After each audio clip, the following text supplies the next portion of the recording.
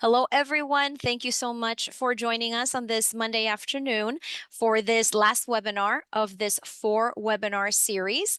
The series has been on financial conversations, and we have been focusing on topics that are of interest to education professionals working with out-of-school youth in the Migrant Education Program.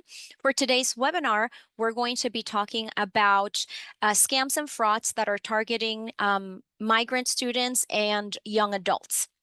This is a collaboration between the Migrant Education Program and the Financial Education Public-Private Partnership. And again, thank you so much for joining us today. If you would like to, I would love it if you would enter your information in the chat, your name, and where you're joining us from.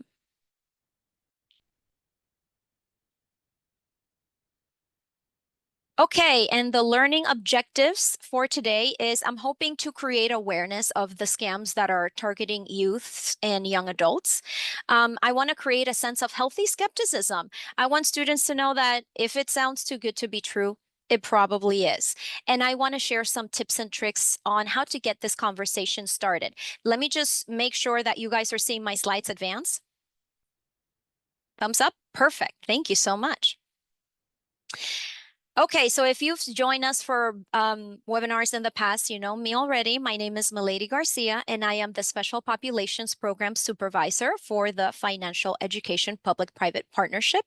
In my role with FEP, I support financial education for students who face barriers and hurdles to access not only financial education, but education in general, as well as education resources and opportunities. My education background is in early childhood special education, early childhood general education, and Spanish literature with a focus in Latin American studies. I was born and raised in the Dominican Republic and have been in Washington for 2 whole years, and I am loving my Washington experience. I'm an outdoors lover. I love to read, but really my passion is to support financial education for students and communities that are at most disadvantaged. So now that you know a little bit about me, I want to share more about FEP. So we were created by legislature to support and improve financial education in Washington State K-12 schools. Our approach to this is to provide financial education professional development opportunities, as well as vetting resources completely free of charge. So this webinar, as well as other trainings that we provide, there is no cost. Usually, we also provide clock hours for educators. And I just want to do a quick webinar recap of our last webinar where we discussed the importance of understanding credit and what it helps us do, right? So it's important to build a positive credit history, keep our information safe and check our credit reports, and work towards a positive credit score. Why? Because in America, having a positive credit score will enable us to save money by accessing loans at better interest rates, saving money by not having to pay for deposits to activate services like our utilities and other things. So definitely having a positive credit score, having a positive credit, building a credit history, having credit visibility is one of the major things that will help us achieve our financial goals. Now, you know me, I like to start these activities with fun, light, get those juices flowing, get us thinking about the topic that we're discussing today. So this is going to be True or False Scams and Fraud Edition. In 2024, and of course, please enter your answers in the chat. In 2024, the amount lost to scams globally was over $1 trillion. So not just in America, but in all countries all over the world. I'm going to give us a few seconds to enter our answers into the chat. It is a lot of money. $1 trillion, over $1 trillion. I have Maria saying true. Vanessa thinks it's false. Okay, let's see here. It's actually true. According to a report that came out in November of 2024, the total amount that victims of scams reported losing worldwide was $1.03 trillion. So a little over $1 trillion. It's an incredible amount of money. And that just goes to show how very common this is. It happens more than people realize.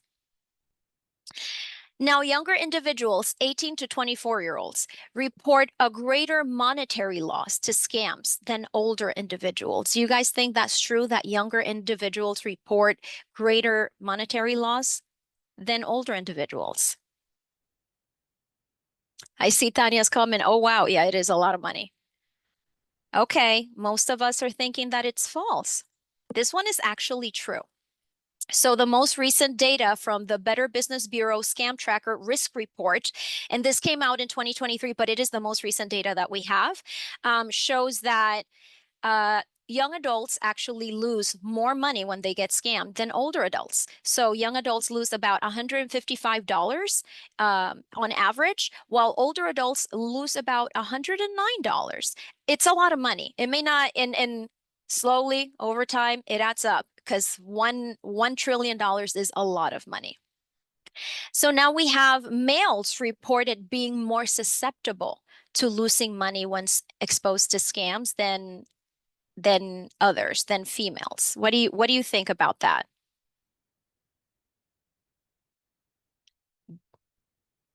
Okay. We have a lot of true and some one false. Okay, let's see here. So it is false, guys. Females report being more susceptible to losing money to scams. Now, here's the interesting part. Males lose more money than females when they get scammed, but females do report being more susceptible than males. I thought that was pretty interesting. And now the last one, young adults targeted by scams don't suffer emotional impact, only monetary loss. So you get scammed and nothing happens. Okay, you lose money, but nothing else. Do you think that's true? Okay. We have a nice little mix of true, and some of us think it's true, others think it's false. False is winning out. Okay. So being targeted by scams brings up challenging emotions. I can tell you, I've been targeted by scams. I almost fell for them a couple of times. I'm sad to tell you, but it's true. And young adults report feeling more anxiety, stress, loss of confidence, guilt, shame, and embarrassment than older adults. And that's pretty significant. And I can tell you it's true. I remember when I was targeted, I was looking for a job, right? I was ready to switch careers and I went on a job site and I was targeted by a scammer. I almost fell for it. I was going to share a lot of information and then the spider senses started kicking in and I was like, wait a minute, this sounds too good to be true. And it ended up being too good to be true. And this is something that I want to take a moment to talk about. Have you or someone you know been a victim of a scam? How has it felt? What did they share? Did they share anything about how it made them feel and how it kind of impacted their confidence? I want to talk about this specifically because the youth that you guys are working with are already having a lot of stressors than most youth don't have, right? Many of them are already working. Many of them are responsible financially for other family members as well as themselves. And losing money to scams can just be another blow that adds to that stress, that adds to that sense of being overwhelmed that they already have, especially now, right? With everything that's going on and all the immigration issues that are being brought up by our administration currently. I want for us to be able to communicate to youth that being informed can help them be in control, right? And give them that sense of confidence and say, you know what, I know what to look for and I can enter the situation confidently because I know that if they're pressuring me, if they're asking me for information, if they're connecting with me and asking me for stuff, I have to be vigilant, right? We want them to feel in control. We want them to feel empowered, especially after we share this information with you today. So one of the things that I want to share with you, and we actually talked about this briefly when we were in our credit webinar, is personally identifiable information. At the time during our credit webinar, we were talking about the information that goes on your credit report. And some of that information is personally identifiable information, such as your full name, your mailing address, social security number, if you have it, credit card information, and any financial information. So your bank account, anything like that. This is information that a lot of students may feel when they feel that, well, I have nothing to lose. You know, economically, I'm not doing very well. I don't have to be that careful with my information. That's actually not true. So this is a very valuable asset. They all have their identity is something that's to scammers is extremely valuable, and they should cherish it. They should protect it, right?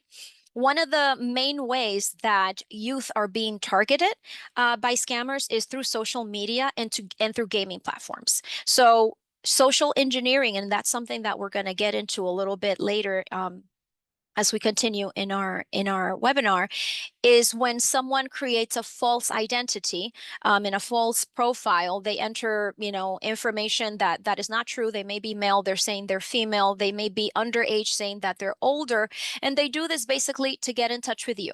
They get to know you, your likes, your dislike. They study you, and they have a lot of time to put this together. Okay. They have a lot of time to think things through. Sorry, that was a bit of a tongue twister. Think things through and formulate the way that they're going to approach you to make you feel confident, to make you feel at ease, and give them your trust, and share all of these informations here. So your full name, mailing address, financial information, right? So that social engineering is something that we have to be aware of, because for our youth, especially young men, are being targeted in romance scams. My son, okay, thank you for sharing, Tanya. My son was targeted over Snapchat last year. He was 15 at the wow, that's incredible, and that's exactly what I was about to share. Young men are being targeted by sextortion scams, and these are scams where someone posing as a female that is younger will kind of start flirting and ask to be friends. And before you know it, they have this relationship. And one of the things that I tell people is your girlfriend or boyfriend today is going to be your girlfriend or your ex-girlfriend or your ex-boyfriend tomorrow. So don't send any pictures and don't send any information that you don't want your ex to have, because that's what's going to happen. And that's how these extortion scams kind of take place, right? You send information, you share personal stuff, and then they use that against you to get you to send money. It's more frequent than you might think. So again, we want them to make sure they understand that their information is a very valuable asset and be very careful with it. Now, again, this is part of social engineering, but it does not end there. There's something called phishing, and it's not when you take your little worm and get fish out of the ocean. No, this is usually a form of social engineering where people are targeted by getting emails and usually encouraging them to click on a link. So you'll get an email. It'll look very official. It'll look like it's from your utility company or your financial institution, and they're saying, "Oh, we saw some irregular activity on your account. Could you click on this link so we can verify whether this was you or not?" That's kind of how it usually goes. Then you have vishing, and that usually starts as a text message. And then it morphs into a voice mail asking you to call a number. If your bank is wanting you to verify information, just call the bank. Don't call any number that they're asking you to call, because again, it's going to look very official, but you have no idea whether that's really that financial institution or that organization or not.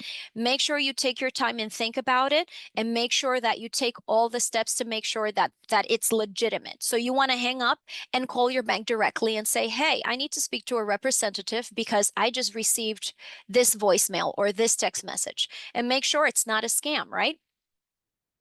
I see Valeria has a question. Yes, Valeria? So I just wanted to share not too long ago, I want to say maybe uh around Christmas time, I got Mm-hmm. a phone call and it was even like the area code from my bank, like here locally. Yep. And he sounded so like so well versed and I almost believed him, but what ended up striking just like, wait, this is odd, is he's like, "Oh, I'm gonna send you a link to reset your password." And I was like, wait, no, the bank never asks you to reset your password with links that they send to your phone. And but then I started thinking about, even younger kids or even the elderly, like how they can fall so easily. Like I was like Yeah. 80% there and I was like, whoa, whoa, whoa, wait. But he sounded very well versed. Like he sounded like he was definitely part of my bank institution. And I'm like, they're getting smarter with how they approach. I mean, to even like have the caller ID show up from the bank here locally was like just mind blowing to me. Absolutely. Thank you so much for sharing that, Valeria. That's exactly what it is. They're getting smarter. They have a lot of time to think about all these little details, making sure that the area code is local, sounding very official. And they that's how they get people to fall for it. I'm so glad you didn't, but that just goes to show why this information is so important. Not just for our young adults in the migrant education program to know, for everyone to know, because they are getting a lot smarter. They're being very patient, and they're figuring out different ways and different tactics. If the email didn't work, let me see if a text message works. Let me see if some other way works. So we have to stay. I don't want us to be always in a sense of panic, but just that healthy skepticism. Don't click on anything that they send you. You go on the website that you know is official and you verify. And that's the other thing, right?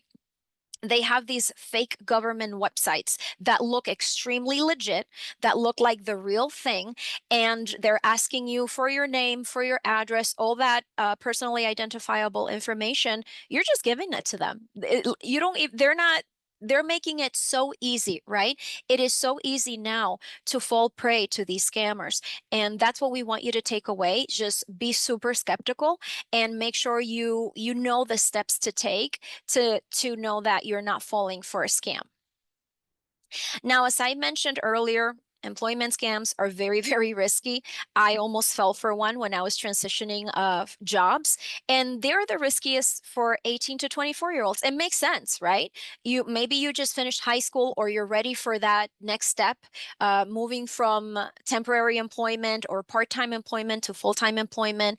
You're being independent, you're looking for jobs, you go on these job websites.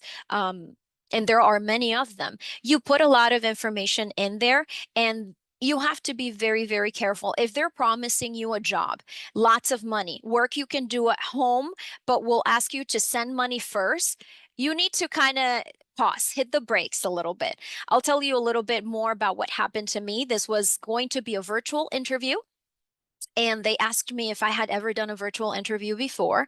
I said no, but what got my alarm bells going was that I wasn't able to see or hear anyone. It was kind of via chat.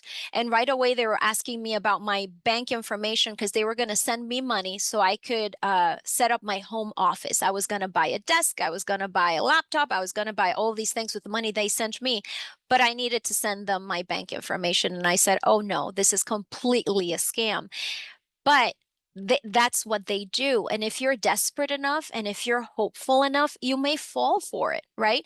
There are so many people right now that are, financially asset limited and they want to believe it. They'll post these jobs that seem really easy to do and are paying like $5 an hour more than the average just to entice people. And even if you have doubts, you're going to click on it. Why? Because again, you're desperate. You want it so very badly.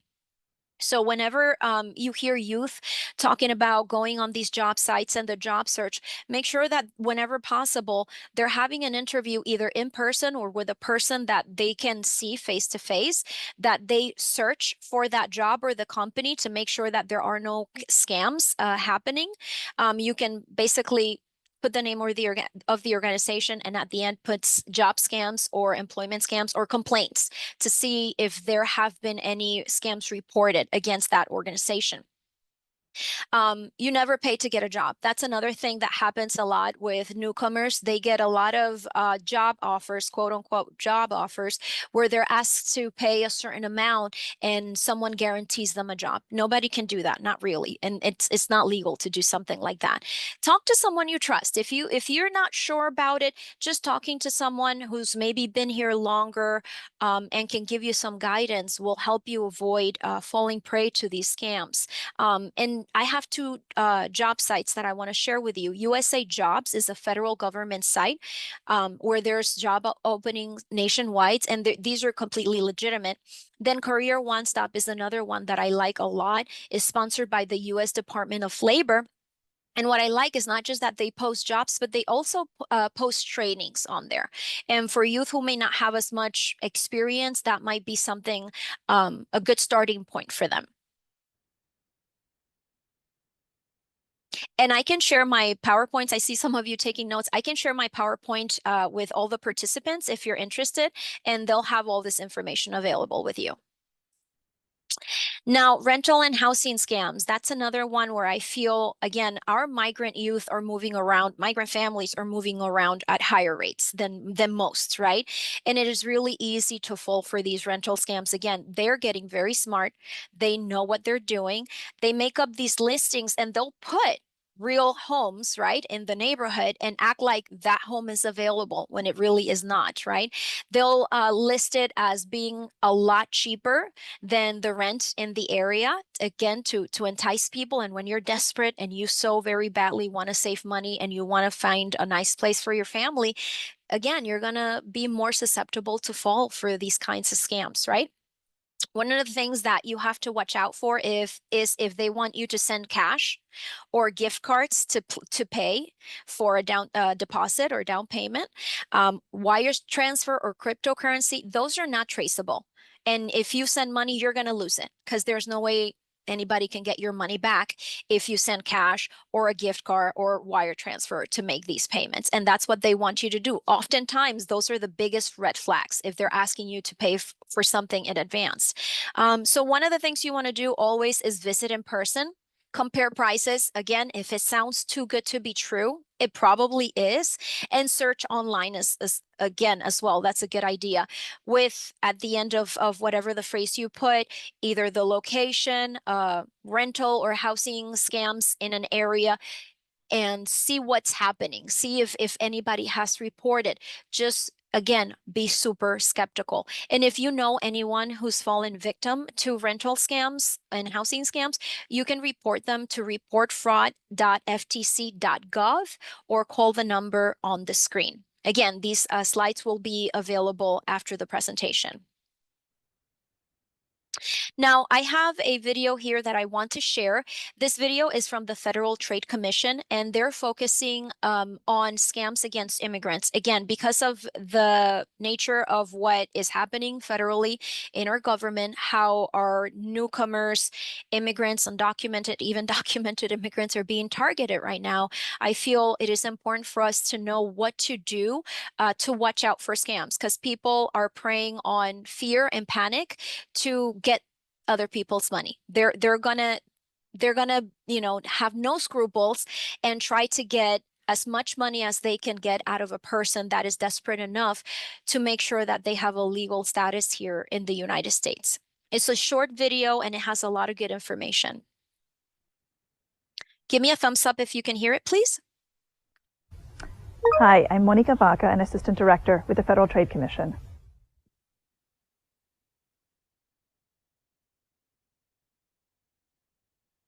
Well, the most common scams that we see are people who offer to provide immigration services, but they are not authorized to provide those services. They will charge you a fee for doing that, but they will often bungle your paperwork. Sometimes they will pretend to be lawyers. Sometimes they will call themselves notarios to convince you that they are able to provide that assistance to you. The other type of scam that we see are fake government websites. These are websites that look legitimate, but they are not legitimate. Their website addresses do not end in .gov, and these people cannot help you. And then the third type of scam that we see are the individuals and businesses that charge you money for free government forms. You should not be paying money for free government forms.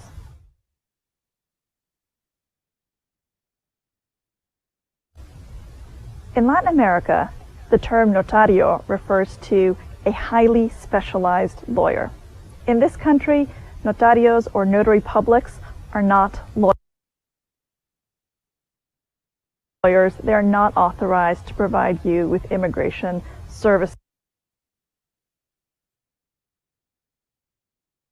and you should not be paying them a fee to do so.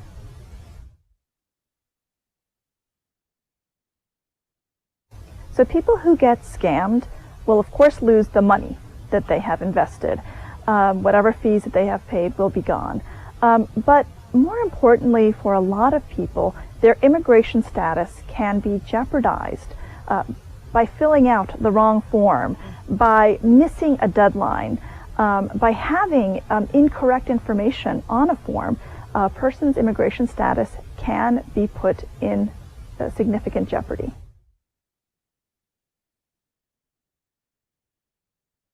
The immigration process is complicated, and so it's worth investing some time into looking for the right kind of help.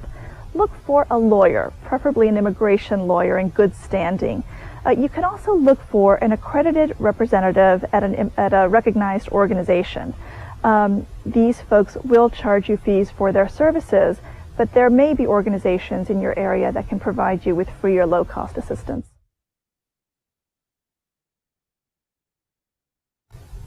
You can find help with immigration services by going to ftc.gov/immigration. Start there. That will give you links to many places you can go to look for the right people.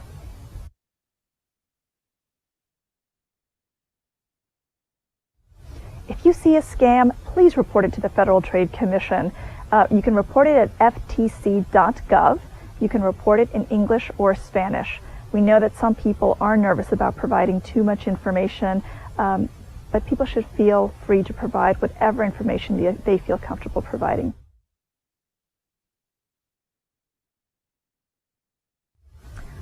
The most important things to know are, first of all, notarios are not lawyers. Do not pay them for immigration services. Second, if you see a scam, report it to the FTC at ftc.gov. Third, go to the FTC website for assistance in finding somebody who can help you. Go to ftc.gov/immigration.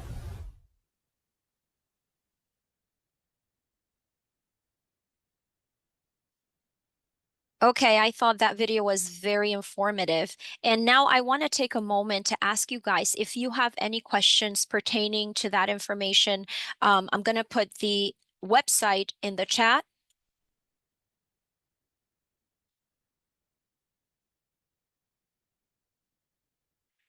Do you think, or do you find, excuse me there.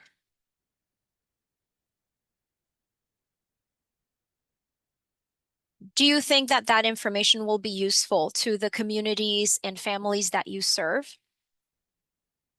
And again, this is a website that is available in Spanish. They have representatives as well that speak Spanish. Thank Miladis, you. I just wanted to share that I do think that this is something that would be beneficial because back when they were giving like that additional funding for those that worked like in agriculture, it was like a $600 stipend. There was people here in our community that even though it was like free for most people, well, it was free for most people to just go on there and fill it out. There was other people in our community that started charging $25 for them to fill it out for you. And then, so when my dad told me, he's like, hey, I worked in, agriculture, and they're charging me $25 to do this. And I was like, no, you don't have to pay. I was like, what? And he was like, yeah, everyone at work's been going to this lady and she's been charging $25 to do it for people. And I was like, what in the world? And it's sad because people take advantage of those that don't necessarily know exactly how to navigate the system. And even if it's just helping somebody fill out a form, like, come on, don't charge them for it. Exactly. And that's the thing. There's nothing in the form that is too complicated. Again, a lot of the information is easy for them to get. They know it very well. It's that fear factor. It's feeling like someone else is better equipped to do it than you are. And that's why that confidence and that awareness is so important to build, right? Because when we make someone feel, we help someone feel confident and help them understand all the information, they feel in control. They feel like, wait a minute, I can do this. I know how to fill a form. This isn't the end of the world. I'm going to submit this. And it's like I said, it's something very transformative because $25 may not seem like a lot, but for people who are really struggling to make ends meet, it is a lot of money. It is a lot of money. And again, it's a lot of these forms, all of these forms are free if they know where to get it. And knowledge really is power, right? And again, it can save you a lot of money. Thank you, Valeria, for sharing that. Okay, so I want to talk about scholarship scams and spotting the red flags for those. 18 to 24-year-olds, again, transitioning into secondary education, those interested in getting post-secondary training. pursuing certified programs or going to college are looking for grants, are looking for scholarships to pay for that post-secondary education. And there are some things that they should be aware of because, believe it or not, people will even take advantage of scholarships and grants to try to scam people out of money. Applications are a little bit of complicated and take some work and some time. So one of the red flags that I want to tell you about is overly simple applications. If you see an application where you're not being asked to write a scholarship or just write one paragraph about yourself and we'll give you $10,000, that right there is a red flag. There are very few scholarships out there that will offer that much money, and they are available, but usually you have to put a little bit more time and effort, and it's a very competitive process, right? So you want to make sure that you know going into it that you take your time, you read the fine print, make sure that it's free of spelling and grammatical errors. That's another red flag. And a lot of these scholarship applications and emails and websites, they're going to look very legitimate. So we have to really be very careful, take our times and read through everything. If you are receiving an email or a letter or a text saying that you have been selected for a scholarship that you never applied for, that's not how it works. That, my friends, is a scam. They're going to ask for that personally identifiable information again, and you're going to give it to them if you're not careful. They're going to take that information to open accounts and lines of credit in your name and ruin your credit. If you're guaranteed a scholarship, as long as you pay a fee, and it's the same story that Valeria was sharing with us about those forms for the government and for immigration services, charging for that. These are free. College scholarships, applications, grants, they're all free. You don't have to pay a fee, and nobody can guarantee that you will win a scholarship. That you just have to submit it, and it's the same process for everyone, right? Again, no essay usually means no scholarship. You have to write an essay, you have to put thought into it, you have to work at it a little bit. Again, look for typos, spelling mistakes, invasive questions when they're asking right away if you have a bank account, your social security number, you want to be careful. If you see the words when they're making it sound like a contest, enter to win this. Again, be very careful. Those are all red flags, and they're probably fake scholarships. They're probably scams. So you may be asking yourself, well, where do we go for scholarships? A good place to start is just keep it local. Local scholarships, school counselors in your school, they're a great resource for open scholarships and grants. If you have a cultural affinity group that you belong to, that's another good place to start. Churches often have information on reputable scholarships, clubs that you may belong to. Community foundations are another good source of information, and athletic organizations. Now, I want to share with you some websites as well. Going Mary, scholarships.com, Scholarly, FastWeb, always filling out the WASFA if you're interested in post-secondary education for local state colleges. These are legitimate places with the legitimate sites where you can be confident that your information will be secure and that you're having kind of your fair shake. It will take work, but nobody's going to be messing with your information. Now, of course, these are going to be some tips to making sure that you're being skeptical and you're asking yourself the right questions before you proceed, right? Stop and think. Did they contact you or did you contact them? If they're contacting you and they're asking for information, be careful. If they're asking you to, send money or share that personally identifiable information right away, click a link. Be careful. If they're asking you to do something outrageous right off the bat, send information, send money, pay in a very weird and specific way. They're asking you to pay send this much specifically like this using a gift card or wire the transfer, send a money transfer like this. Those are red flags again, and it should give you pause. No matter how enticing they're making the offer seem, whatever it is that they're saying you won, if you haven't entered a contest, you're not going to win. There's a lot of problem or price scams. They're telling you there's a huge problem and they're going to turn off your electricity if you don't do something right now. Pause and think. Or you've just won $5,000. Pause and think, did I enter any prize to win? How did I win? Are you really that lucky? You're not. You might be lucky, but not that lucky. So definitely take your time. Don't click on anything. And when you're researching to make sure whether something is a scam or if it's legit, just put the phrase with the word complaints or scammed at the end of it. If it's a scholarship, if it's a housing or rental apartment that you're looking up, a job that you're looking up, make sure that you kind of keep up with it, understand everything, all the tricks, and verify. Trust, but verify. That's the most important part. Now, how to get these financial conversations started. I love sharing data. So at the beginning of this webinar, we went over some true or false activities, but there was a lot of information in there, right? We learned what age groups is being targeted most, how much money they're losing, what kind of scams they're being targeted for, how much money people have lost globally to these scams. It was a lot of information, but it was presented in a digestible way, right? And we have to kind of be creative in the ways that we share the data. Make sure that if your students or the families that you're communicating with are looking up some government websites, that those government websites end in .gov. That means that it's a legitimate government website. There's a lot of fake websites out there and they know all the tricks. They make it look very legit. But unless it has that .gov at the end of it, is not a real government website. Another trick is to make sure that the website is secure, making sure to the far left, there's like a little lock icon. That means that the website is secure and that the HTTP is followed by the S at the end.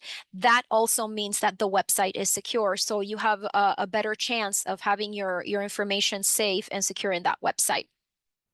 Now, nurture a healthy sense of skepticism. I'm not trying to make people panicky. I just want them to be aware and go into situations with their eyes wide open because, again, as Valeria mentioned earlier, scammers are getting really, really smart.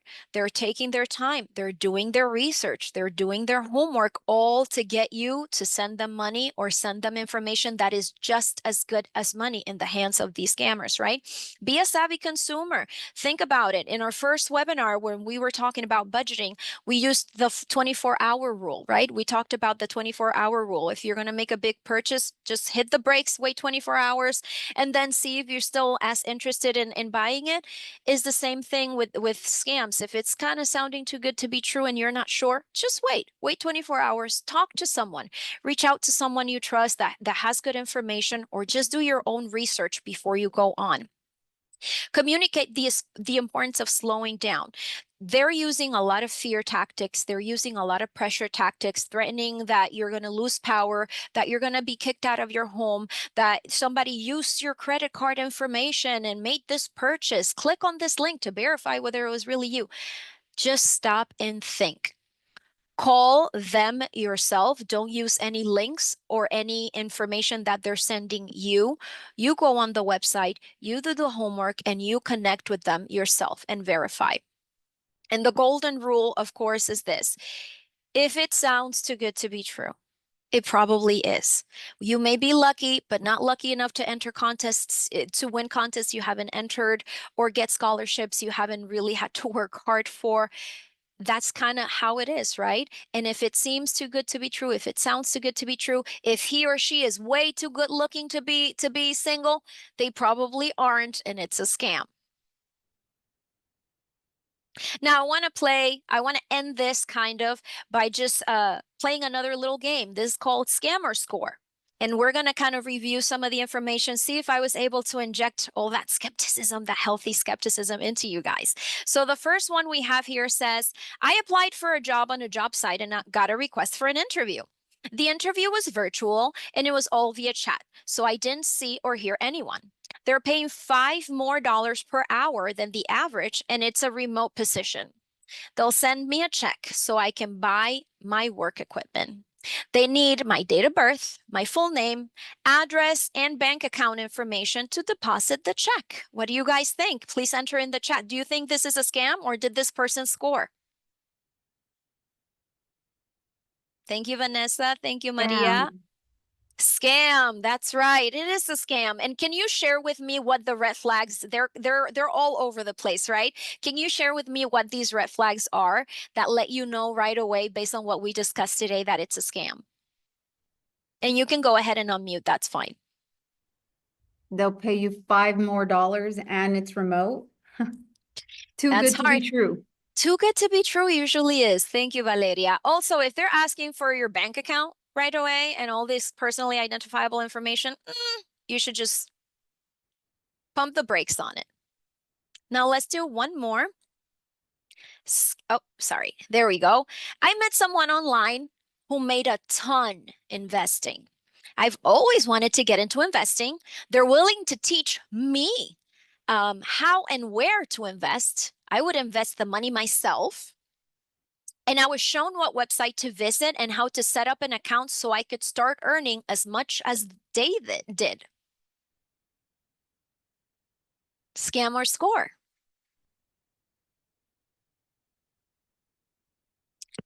Okay. Yeah, it's a scam. You guys are right. And again, they're getting very intelligent. So they're not no longer asking you to send them money that they're going to invest. They're creating this fake websites and these fake companies. And they're telling you, oh, no, you don't have to send me money. You invest it yourself. I never find out anything. But the moment you download the app that they're sending you, directing you towards, or the moment that you go on that website and you put your information, they're going to send you reports and how your money is growing, and that's going to make you want to invest more and more. And when they feel that they've taken everything they can out of you, they disappear with your money. And these are scams that are very, very common. DFI locally in Washington State has a campaign now on something called the pig butchering scams. I believe people have lost as much as $10 billion. And pig butchering scams are investment scams that usually happen slowly over time because they're going for the big money. They want to make the pig fat, right? Before they butcher it, before they take all of your money. It happens a lot and people should know about it. Even people who think, oh, well, I'm not into investing. Somebody could be convincing enough and approach you in a certain way and tell you some story. And before you know it, there you are investing money. And this is the last one, scam or score. I'm new to the country and I feel alone. And that's the situation that a lot of our students face, especially our older students that had that sense of community, of friends, a life, right, in their country of origin. All of a sudden, they're uprooted and they haven't made any connections, any social connections. Someone messaged me online. This person and I have so much in common. He's already talking about love and trust. He's in the military. His English is good, but sometimes he misspells words. I think it's so cute. Scammer score. Right. It's a scam. And again, the red flags are all over the place. Usually these romance scams, right? These social engineering scams, they'll create these profiles and say that they like a lot of the things that you like because they've been studying you. They have a lot of excuses for why they can't meet in person. One of the most popular ones is that they're in the military. Oh, I'm overseas. I can't go. I wish, girl, I love you so much, and this and that. And there's a lot of misspelled words. A lot of these scams are happening in other countries. And that's some of the red flags. Like if they're telling you they can't meet in person, because of course, if you're a real person, why can't we meet? Because they're overseas and it sounds kind of too good to be true. They have these beautiful, gorgeous pictures. If they're too good looking to be true, they probably are, right? And these are things that our students don't like to hear, but they certainly do need to hear. We are not trying to crush any dreams. We're just trying to save them money and their time and their financial reputation. So again, the FTC is one of the resources that I refer to a lot throughout this webinar series. They have information in English and Spanish. I love this resource. These are graphic novels or fotonovelas in Spanish, and they have a lot of different topics that cover scams, right? How to talk about scams with adults and with family members, about notario scams as well, income scams, employment scams, you name it. They have a lot of resources. You can order these resources free of charge. They'll send you up to 25 of these graphic novels. they're available in English and in Spanish, but they're also downloadable as a PDF. So if you have, it's available as a virtual resource as well. And again, they're very engaging and very informative. So I really like them. And of course, I want to let you know that these webinars are all being recorded. We have 3 already available through feb.org. If you missed one, we covered topics like budgeting, banking, and credit. And they're available under professional development and training. This one will be available 2 weeks from today, and I want to let you know all of the webinars that we recorded in this series, Financial Conversations, will be available in Spanish as well. So you can share them with your families, with the communities that you serve. If they're not English dominant and they have Spanish as their first language, there's really good information in there. Additionally, we have a lot of resources, and they're not just for educators and education professionals. We also have resources for parents, and it's available in English and in Spanish as well. The information can help them with some of the questions that they have. And there's also resources to get kind of financial conversations started at home. I know talking about money and talking about finances can be kind of a touchy subject. Maybe culturally is not something that we're brought up doing. It's kind of taboo. You don't talk about money, right? But if they're interested in having those conversations, there's really good resources that can guide them through the process of starting to talk to their children or their older children, teenagers, about money and money management. Of course, you guys are going to receive a survey as well as the PowerPoint presentation and all the information. I want to hear from you if you have any suggestions on things that you want me to talk about. If you're interested in us doing another webinar series, if you want me to do anything different or specific, please let me know. I want to hear from you guys. Your survey answers and results really help guide my work and give me more ideas and a greater understanding of what it is that you guys want to hear more about. Thank you so much, you guys. I really appreciate your time and attention today. If any of you have any questions, I would love to answer them. Thank you, Vanessa. Thank you so much, Maria, for your time. I really appreciate it. Thank you, Tanya. This has been so much fun. I really enjoyed putting these webinars together for you guys. I learn as well. I learn a lot as well. There's a lot of information that is coming out every year, more data every year, more tactics that scammers are using. So it's good for me too. This is a pleasure. I love serving the community that I belong to. And you will be receiving again all the information from these slides. Thank you so much. I have really enjoyed my time with you.